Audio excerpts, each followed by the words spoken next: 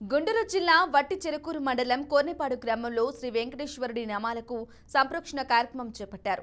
తిరుమల శ్రీవారి లడ్డూ ప్రసాదం కల్తీ అపచారం తొలగిపోవాలని కోరుతూ కన్నెపాడు తోపులోని చౌదరిపేట వెంకటేశ్వర స్వామివారి నామాలకు భక్తులు 108 బిందెలతో నీరుపోసి సంప్రోక్షణ చేసినట్లు ఆలయ నిర్వాహకులు తెలిపారు.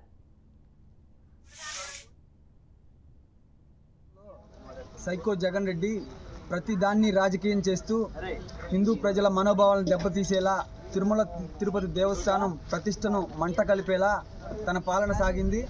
మన తెలుగుసేన ప్రజాప్రభుత్వం అధికారం చేపట్టిన 100 రోజుల్లోనే దానిలో అవకతవకలను సాక్ష్యాధారాలతో సహా ప్రజలకు తెలియచేసి హిందూ మనోభావాలను నిలబెట్టేలా చంద్రన్న పాలన సాగుతుంది. మనం ఏదైతే ఒక గ్రహణం తర్వాత ఆలయాలను శుద్ధి చేసుకుంటున్నామో, వైసీపీ పరిపాలన తర్వాత ప్రతి దేవాలయాన్ని ఇలా శుద్ధి చేసి మన హిందుత్వ మనోభావాలను